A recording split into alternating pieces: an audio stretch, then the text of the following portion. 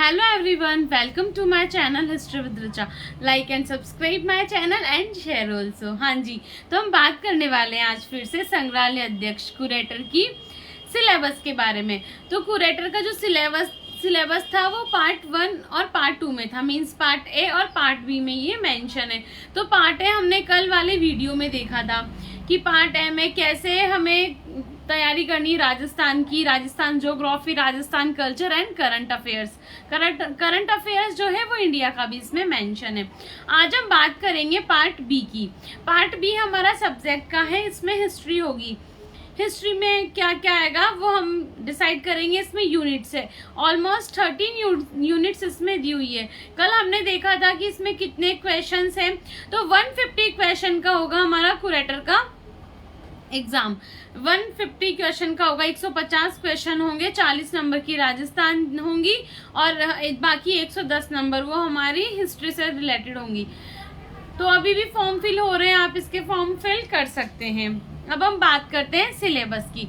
तो सिलेबस है unit number 1, sources, वैदिक पीरियड एंड महाजनपदास, मीन्स वैदिक काल हमें पढ़ना है। इसमें महाजनपद हमें पढ़ने, 16 महाजनपद का उल्लेख आप आरबीएससी में भी देख सकते हैं और आप एनसीईआरटी में भी देख सकते हैं। सोर्सेज पढ़ने, हमें स्रोत पढ़ने हैं। प्राचीन भारत के स्रोत हम देखते हैं, हिस्ट्री उठाते तो हमें पढ़ने पड़ते हैं। जैसे आप स्रोत में देखेंगे, एक तो पुरातात्विक होते हैं, साक्ष्य साहित्यिक होते हैं। इस तरह से आप जब आप पढ़ोगे सोर्स ऑफ एंशियंट हिस्ट्री, इसमें फर्स्ट लाइन जो दी हुई है सोर्स ऑफ एंशियंट हिस्ट्री, आपको इसमें क्या पढ़ना है, प्राचीन जो साक्ष्य, प्राचीन भारतीय इतिहास के स्रोत पढ़ने, साक्ष्य पढ़ने। फिर है वैदिक सोसाइटी एंड कल्चर, आपको क्या पढ़ना है इसमें, वैदिक सोसाइटी एंड कल्चर, वैदिक काल पढ़ना है। वैदिक की काल का सामाजिक जीवन कैसा था, उनका कल्चर कैसा था पढ़ना है। वहाँ की द पॉलिटिकल ऑर्गेनाइजेशन ऑफ वैदिक ट्राइब्स, वहाँ की पॉलिटिकल कंडीशन पढ़नी है। आप इसमें विश्व पढ़ेंगे, जन पढ़ेंगे, हम इसमें सभा और समिति का उल्लेख पढ़ेंगे। इस तरह से जो संस्थाएं थी हम इसमें पढ़ेंगे। आगे हम बात करें, इसमें हम पढ़ेंगे कास्ट अदर सोशल इंस्टीट्यूशन, वैदिक रिलीजन, ठीक है। इसमें हम वैदिक वर्ण व्यवस्था भी हम इसमें पढ़ेंगे। फिर है वैदिक रिलीजन हम पढ़ेंगे। 16 महाजनपदास, तो आपको वैदिक काल तो इसमें ऑलमोस्ट पूरा पढ़ना है। सामाजिक सांस्कृतिक व्यवस्था पढ़नी है, वर्ण व्यवस्था पढ़नी है और राजनीतिक व्यवस्था इसमें पढ़नी है। फिर है 16 महाजनपदास, आपको 16 महाजनपद पढ़ने हैं जो एनसीईआरटी और आरबीएससी दोनों में मेंशन है। वहां से ये टॉपिक इजीली कंप्लीट हो जाएगा। आगे हम बात करें द पॉलिटिकल ये हमें पढ़ना है डिसइंटीग्रेशन ऑफ नॉर्थन इंडिया। हमें फिर उसके बाद पढ़ना है नॉर्थन इंडिया मीन्स हमें इसमें पढ़ना है जैसे कि उत्तरी भारत में जो भी हुए थे जनपद काल में या फिर उसके बाद का जो समय आया था उसमें क्या क्या, जैसे सभी जो स्थान थे जहाँ पर खेती अच्छी होती थी, जैसे आप मगध पढ़ेंगे तो इनका हम पढ़ेंगे डिसइंटीग्रेशन, ये कैसे अपने अपने इन्होंने विस्तार किया अपने अपने साम्राज्य का, वो हम इसमें पढ़ेंगे। द शुंगा डायनेस्टी, हमें शुंग काल हमें पढ़ना है। हमें क्षत्रप पढ़ने हैं। खारवेल ऑफ कलिंग, हमें कलिंग के जो शासक थे खारवेल उसके बारे में पढ़ना है। ये छोटा से छोटे टॉपिक है, शुंग और खारवेल, कलिंग, ये सब कलिंग के जो खारवेल है ये छोटे छोटे टॉपिक से हमें करने हैं। इंडो ग्रीक किंग से हमें हिंद यूनानी शासक के बारे में पढ़ना है। द शक, द कुषाण एंड सातवाहन, हमें शक शासक के बारे में इसमें पढ़ना होगा। कुषाण काल हमें पढ़ना है और सातवाहन हमें पढ़ना है। कुषाण भी एनसीईआरटी और आरबीएससी दोनों में मेंशन है। आगे हम बात करें सेकंड अर्बनाइजेशन, यूनिट नंबर 2 आती है हमारी सेकंड अर्बनाइजेशन मींस द्वितीय नगरीकरण, हम इसमें पढ़ेंगे। इस द्वितीय नगरीकरण का उदय कैसे हुआ और इसके जो क्या कारण थे, इसके उदय के कारण पढ़ेंगे हम। और इसमें हम पढ़ेंगे जैनिज्म एंड बुद्धिज्म, हम जैन धर्म पढ़ेंगे और इसमें हम पढ़ेंगे बौद्ध धर्म पढ़ेंगे। आगे हम बात करें आजीविक, हम पढ़ेंगे चावार्क पढ़ेंगे।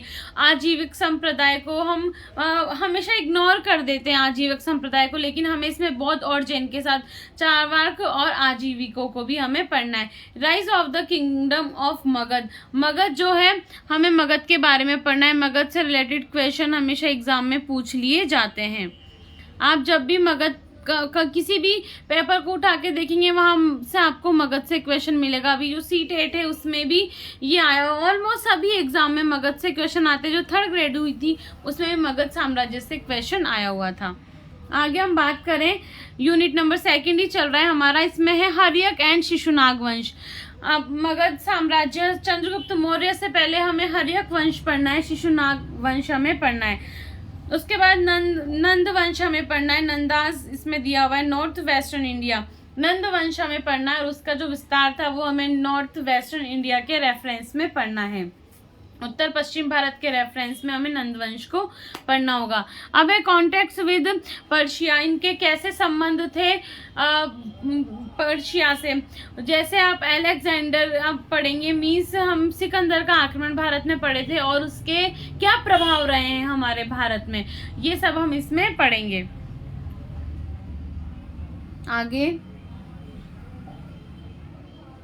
यूनिट नंबर 3 मौर्य पीरियड, हमें मौर्य काल पढ़ना है। तो द मौर्यस किंग, अब इसमें दिया हुआ है मौर्यस किंग, तो आपको इसमें Mauryan contact with neighbouring states. Maurya साम्राज्य के समय में जो भी उनके पड़ोसी राज्य थे, जैसे आप शशांक गौड़ को पढ़ेंगे, उस तरह से आप पढ़ेंगे कन्नौज के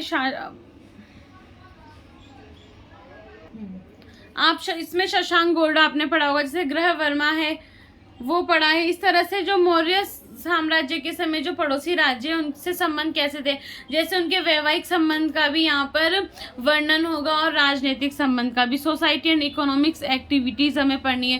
सामाजिक और अर्थ व्यवस्था क्या थी, वहाँ की आर्थिक स्थिति पढ़नी है। कौन कौन से सिक्के चलते थे। मौर्यन एडमिनिस्ट्रेशन, जैसे हम लोग पढ़ते हैं मौर्य काल में, आपने देखा होगा हम पढ़ते हैं कि वहाँ पे मंत्री थे, अध्यक्ष थे, वो सब हमें पढ़ने, और किसको क्या कहा जाता था वो हमें पढ़ना होगा कि उस समय के जैसे सन्निदाता को क्या कहा जाता था, कोषाध्यक्ष कौन था, समाहर्ता कौन था। इस तरह से हमें पूरे याद करने होंगे। अशोका एंड पॉलिसी ऑफ दम्भ, ठीक है, हमें अशोक पढ़ना है और अशोक के दम्भ पढ़ने हैं। अशोका एंड हिज, आप इसमें अशोक में जब पढ़ेंगे तो अशोक के जो हमारी जो फर्स्ट यूनिट है कि प्राचीन भारत के जो है हमें स्त्रोत पढ़ने, उसमें भी आपको अशोक के अभिलेख का वर्णन मिलेगा।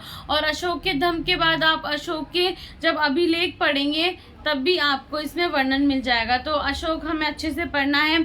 और फिर हमें पढ़ना है डिक्लाइन ऑफ मौर्यास, हमें मौर्यों का पतन कैसे हुआ इसके बारे में भी हम पढ़ेंगे। फिर हम पढ़ेंगे कलिंग वार, कलिंग युद्ध जो हुआ था वो बहुत ही इंपॉर्टेंट है, कलिंग युद्ध के बारे में पढ़ना है। फिर वो 2 पृथक अभिलेख जो है उन्होंने लिखवाए थे उसके बारे में भी हमें पढ़ना है। और कैसे फिर वो कलिंग युद्ध के बाद वो चेंज हुए, उन सब के बारे में हमें पढ़ना है। Ashoka relation with neighbouring countries, Ashok के रिलेशन पढ़ने हमें नेबरिंग कंट्री के साथ। जैसे श्रीलंका में उन्होंने किसको दम्भ के प्रचार के लिए भेजा था, इस तरह से श्रीलंका के से कैसे संबंध थे और नेपाल से कैसे संबंध थे, इस तरह से हमें पढ़ना है इसमें। नेपाल, श्रीलंका।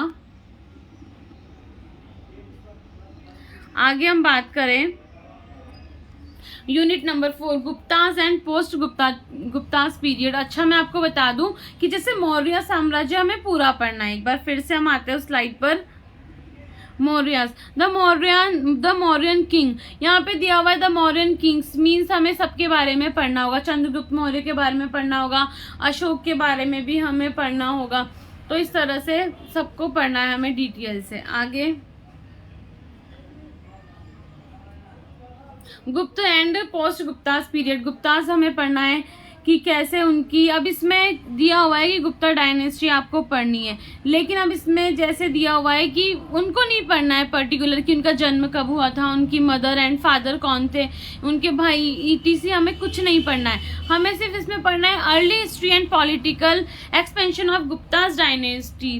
ठीक है, गुप्ता डायनेस्टी की हमें क्या पढ़नी है, उनकी हिस्ट्री पढ़नी है और पॉलिटिकल पढ़ना है, जैसे उनके राजनीतिक जीवन कैसा था, और culture and development in the Gupta's Vakataka period. जैसे हम पढ़ेंगे उनकी संस्कृति और उनकी अर्थव्यवस्था हम पढ़ेंगे, इसके साथ उनका विकास कैसे हुआ, उन्होंने अपने विस्तार कैसे किया, उन्होंने कौन कौन से कार्य करवाए वो हमें पढ़ना है। और किसके रेफरेंस से पढ़ना है, वकाटक पीरियड वाकाटक वंश के बारे में भी हमें इसमें साथ में पढ़ना है और उनके संबंध पढ़ने हैं।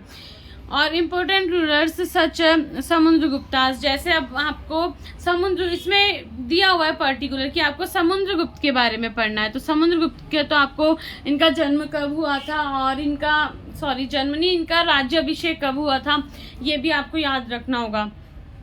चंद्रगुप्ता सेकंड, स्कंदगुप्त को आपको पढ़ना है, जैसे हुणों को किसने पराजित किया था, तो स्कंदगुप्त ने, तो इस रेफरेंस में स्कंदगुप्त को हमें अच्छे से पढ़ना है। तो तीन शासक है, तो इनको तो हमें स्टार्टिंग से लेके एंड तक पढ़ना है। बाकी जो अदर है उनको हमें उनका पर्सनल हमें लाइफ नहीं पढ़नी है, सिर्फ हमें गुप्ताज में क्या पढ़ना है, उनका कल्चर, उनकी हिस्ट्री और उनकी पॉलिटिकल लाइफ हमें पढ़नी है।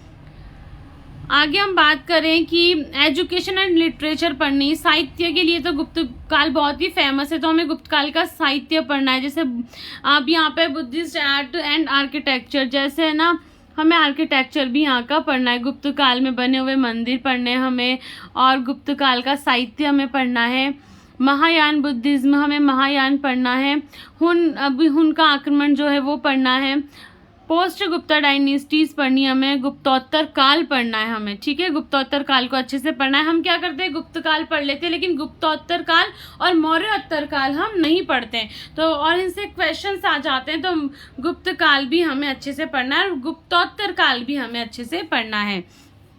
सोशल एंड पॉलिटिकल स्ट्रक्चर हमें इसका पढ़ना है कि उनका सामाजिक और राजनीतिक जीवन उनका कैसा था, कौन सी संरचनाएं थी, कौन सी सभाएं थी और किस तरह से वो अपना कार्य करते थे, कौन कौन से पद वहाँ पर हुआ करते थे।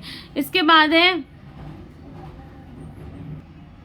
तो इस तरह से इसके बाद हमें पढ़ना है कि चालुक्य के बादामी जो हुए थे वो हमें पढ़ने हैं। और आप देखेंगे हर्षवर्धन हमें पढ़ना है। ये कौन, गुप्तोत्तर काल है, गुप्त काल में नहीं है, गुप्तोत्तर काल में हर्षवर्धन आप पढ़ते होंगे 6th सेंचुरी से लेकर, तो वो पढ़ना है हमें यहाँ पर। हर्षवर्धन और चालुक्य ऑफ बादामी के चालुक्य हमें पढ़ना है। आपने सुना होगा पुलकेशिन द्वितीय की जो ऐहोल प्रशस्ति उसके बारे में, उसमें हर्षवर्धन को क्या कहा गया है, उत्तरोत्पद स्वामी कहा गया है। उत्तरापद स्वामी कौन है, हर्षवर्धन है, तो उनके बारे में बताया गया। तो उनसे उनके संबंध थे, किससे, चालुक्य के, बादामी के चालुक्य से उनके संबंध थे। तो चालुक्य के रेफरेंस में हमें पढ़ना है हर्षवर्धन, हमें पढ़ना है हर्षवर्धन का उदय कैसे हुआ था, वो कैसे गद्दी पर बैठे थे। और इसमें हर्षवर्धन एक छोटा सा पार्ट है, तो इसमें हमें स्टार्टिंग से पढ़ना है। उनके मदर फादर के बारे में हमें पढ़ना है। उनकी सिस्टर का भी इसमें आता है कि उनकी सिस्टर सुसाइड करने चली जाती है, फिर एक बौद्ध भिक्षु होते हैं वो उनको बचाते हैं। तो हर्षवर्धन बहुत ही छोटा सा टॉपिक है, तो इसे हमें पूरा देखना है।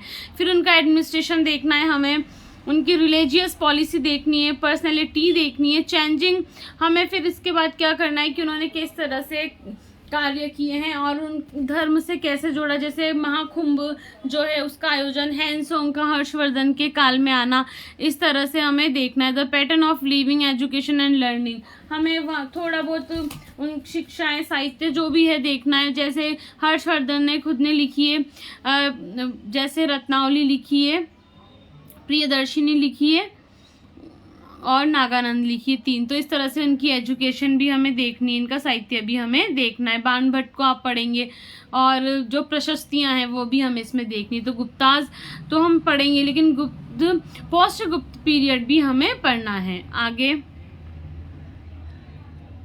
Architecture, science and trade and contracts हमें पढ़ने हैं। इसमें क्या पढ़ना है आपको कि आर्किटेक्चर इन एंशिएंट इंडिया, प्राचीन भारत का हमें आर्किटेक्चर देखना है। Science and technology in ancient India, कैसी तकनीक थी प्राचीन भारत में, वो हमें देखनी। साउथ इंडियन किंगडम्स, ये बहुत इंपॉर्टेंट हो जाता है। साउथ इंडियन किंगडम्स मीन्स आप देखेंगे यहाँ पर कि ट्रेड रूट्स एंड कम्युनिकेशंस हमें पढ़ने। दक्षिण भारत हमें यहाँ पर थोड़ा सा देख लेना है, दक्षिण भारत की हम यहाँ पर बात करेंगे।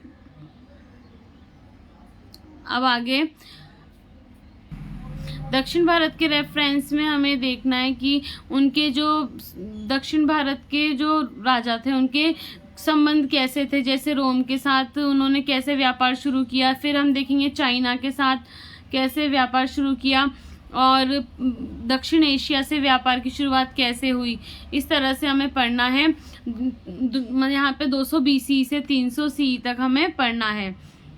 और भारत में रोम साम्राज्य का जो व्यापार था वो कैसा था दक्षिण भारत के साथ, इन सब का हम वर्णन करेंगे।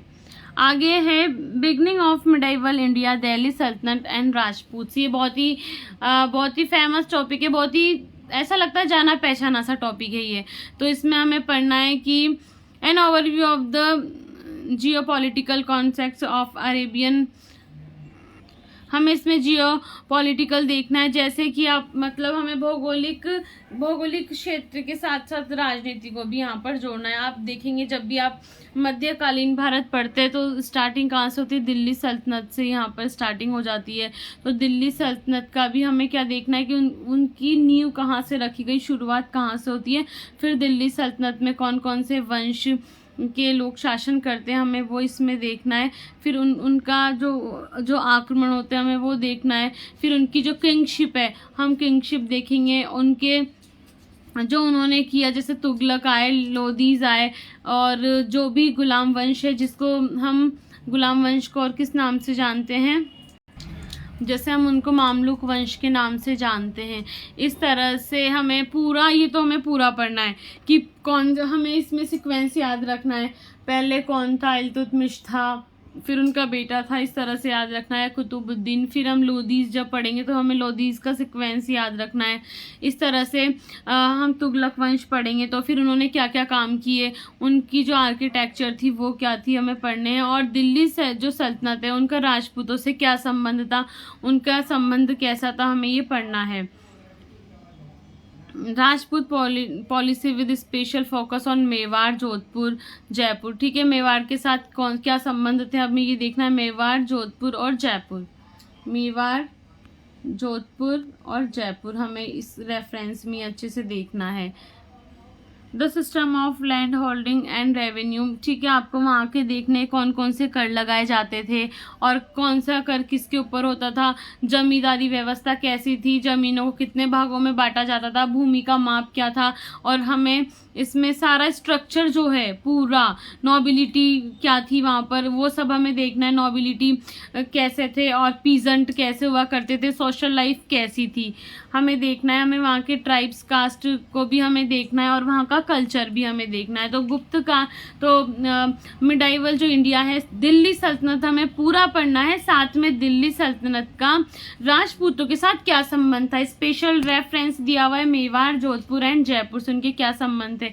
जैसे आपने फिरोजा की और वीरम देव की कहानी सुनी होगी, वो दिल्ली सल्तनत से संबंधित थी। अलाउद्दीन खिलजी की बेटी फिरोजा और कानर देव के बेटे वीरम देव से संबंधित। इस तरह से आपको जोधपुर का पढ़ना है और जयपुर का पढ़ना है दिल्ली सल्तनत से। आगे Mughal, Maratha and north east.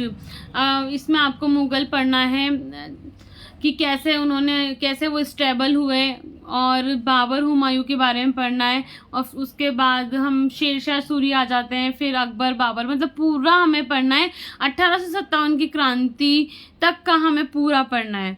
और हम मेनली कहाँ तक पढ़ेंगे, जैसे कि हम पढ़ेंगे औरंगजेब तक, मेनली औरंगजेब तक पढ़ना है। लेकिन हमें फिर भी नॉलेज होनी चाहिए 1857 तक जो मुगल सम्राट थे वहाँ उनके बीच का जो सीक्वेंस है वो हमें याद रखना है, क्योंकि हम बाबर से लेकर औरंगजेब तक का सीक्वेंस हम याद रख लेते हैं। 1 पे कौन है, 2 पे कौन है, 1, 2, 3 पे कौन है, ये तो हम याद रख लेते हैं। लेकिन हमें कहाँ से याद रखना है, औरंगजेब के बाद कौन बनते हैं, औरंगजेब से लेकर 1857 के बीच जो है उनके बारे में भी हम याद रखेंगे।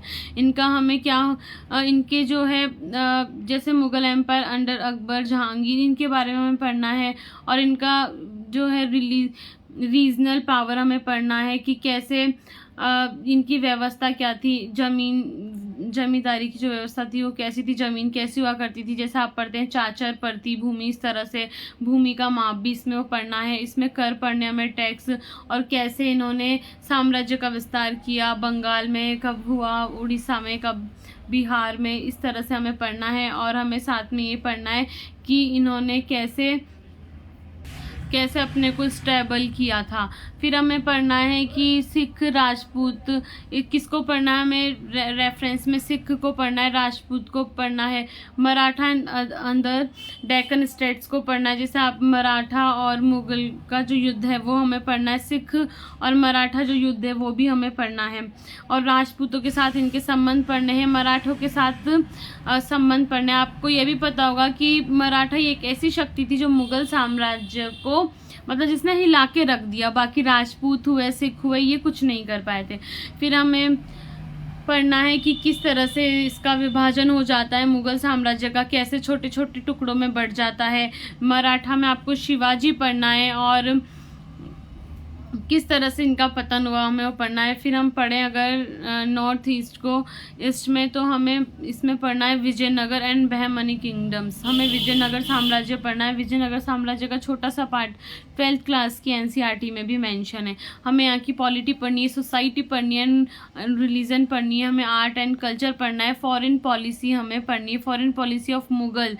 हमें फॉरेन पॉलिसी किसकी पढ़नी है, मुगल की पढ़नी है, कैसे उन्होंने संबंध बनाए विदेशी लोगों के साथ। जैसे पहला अंग्रेज किसके समय आया था, आप पढ़ोगे टॉमस रो, इस तरह से जो भी पढ़ोगे। टॉमस रो को तो अनुमति मिली थी, लेकिन अकबर के समय कौन आया था, इस तरह से बहुत सारा है। जो कुछ फैक्ट है वो हमें पढ़ने हैं और जो डीपली भी हमें कुछ पढ़ना है, लेकिन जो फैक्ट है वो तो हमें याद होने ही चाहिए।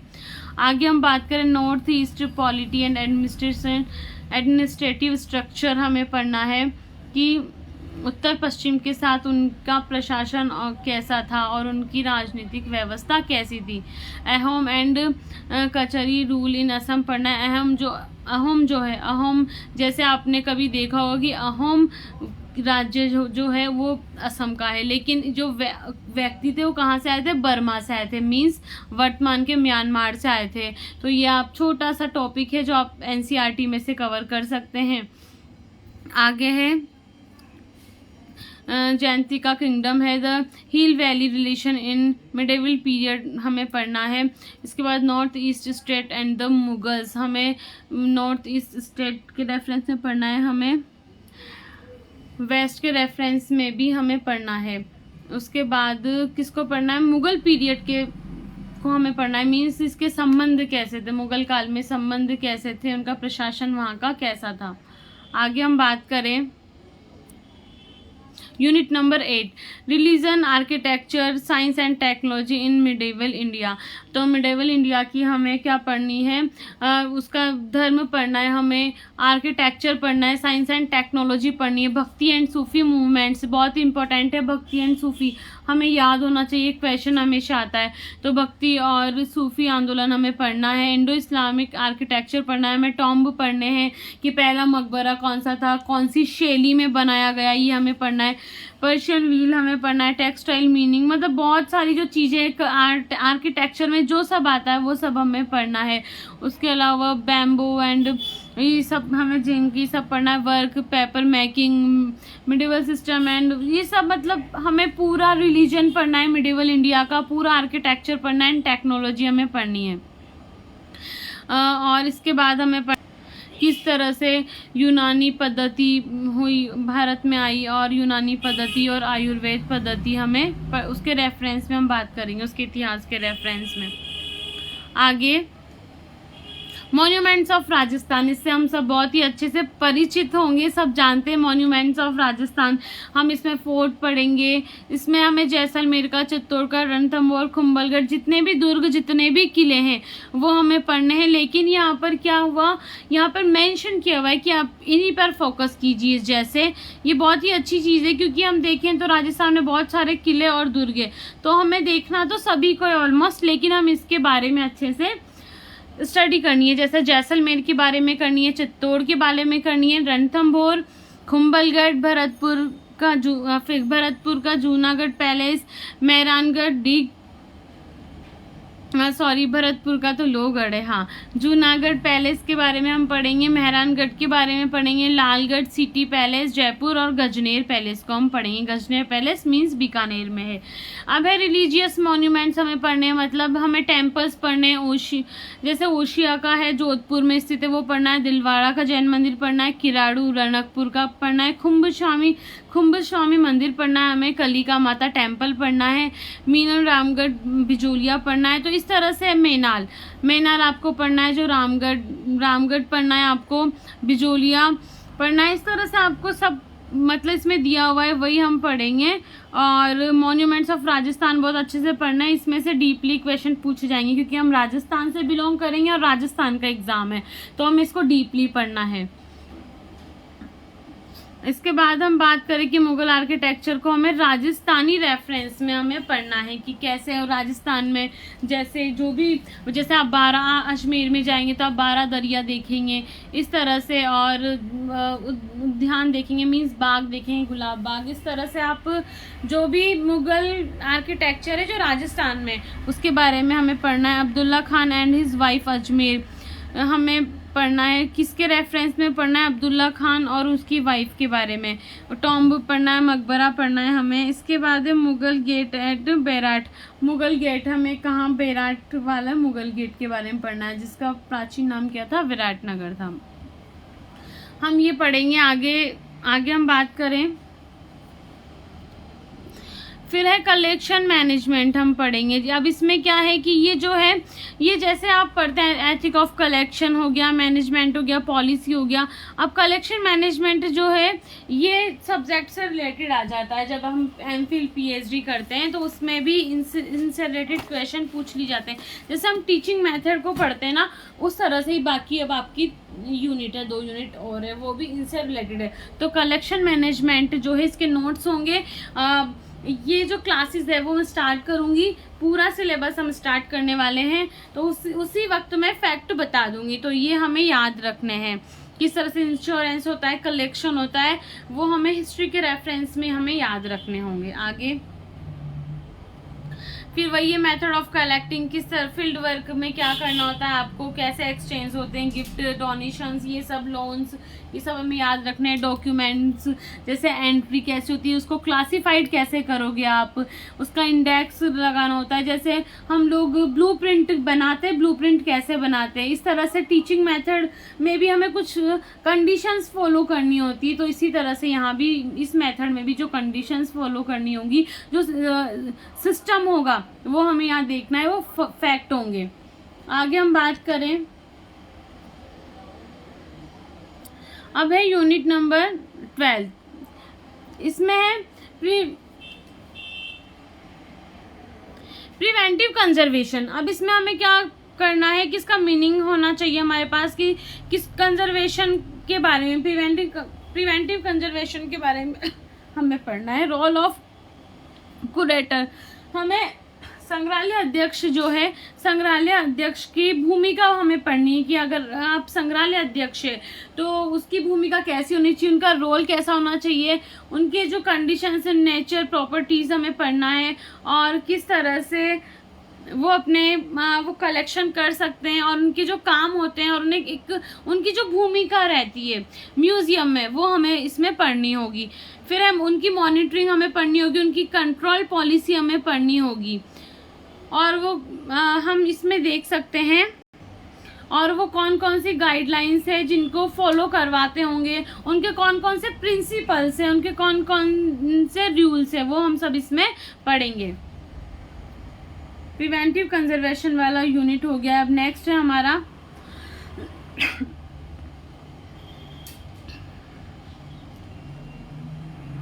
ये हो गया है हमारा कि principle and rules of handling of museum collection, ये सब। तो इस तरह से हमें पढ़ना है। टीचिंग मेथड होते हैं उस तरह से फैक्ट है, इसमें उनके प्रिंसिपल, उनके रूल्स, उनका जो कलेक्शन है, उनका जो मेथड है वो हम इसमें पढ़ेंगे। म्यूजियम कम्युनिकेशन म्यूजियम कम्युनिकेशन हमें पढ़ना है इसमें। अब एग्जीबिशन मीनिंग हमें पढ़ना है, टाइप पढ़ने हैं इस तरह से कि कितनी तरह की प्रदर्शनियाँ हो सकती है, कैसी हो सकती है, उसमें हमें क्या क्या पॉलिसी रखनी है और क्या क्या रूल होते हैं। इस तरह से हम बात करेंगे कि म्यूजियम कम्युनिकेशन भी ये भी एक मेथड, ये वो जो भी फैक्ट्स होंगे वो मैं आपको लिखवा दूंगी। इसमें भी हमें फैक्ट याद रखने होंगे, सारे जो फैक्ट है म्यूजियम कम्युनिकेशन के वो हमें याद रखने होंगे, वो हमें रटने होंगे, मीन्स लर्निंग करना है ये टॉपिक तो हमें।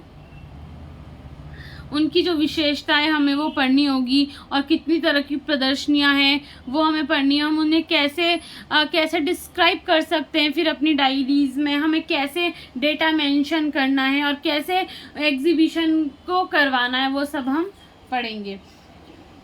आज के लिए इतना ही, हम मिलेंगे अब नेक्स्ट वीडियो में। तो ये हो गया आपका कुरेटर का सिलेबस। कुरेटर का सिलेबस पूरा कंप्लीट हो चुका है, इसमें आपको कुछ नहीं करना है। पार्ट ए है जो मैंने करवा दिया है वीडियो में, प्रीवियस वीडियो में, और पार्ट बी है हिस्ट्री से रिलेटेड, ये आज हो गया है कंप्लीट। अब सिलेबस का काम हो गया है। अब मैं आपको एक बार फिर से बता देती हूँ, 150 नंबर का हमारा एग्ज़ाम होगा, 150 नंबर का एग्ज़ाम होगा। इसमें आपको क्या करना होगा, 1 नंबर का एक क्वेश्चन होगा, 1 नंबर का एक क्वेश्चन होगा, और आपको टाइम मिलेंगी 2.5 घंटे का आपको टाइम दिया जाएगा, ठीक है। तो ये होगा, और 40 नंबर की राजस्थान होगी, और बाकी 110 नंबर का ये होगा हमारा हिस्ट्री का पार्ट। तो ये इतना ही है, बाकी हम क्लासेस स्टार्ट करेंगे यूनिट नंबर 1 से पार्ट बी की। तो आज के लिए इतना ही, हम मिलेंगे नेक्स्ट वीडियो में। Have a good day.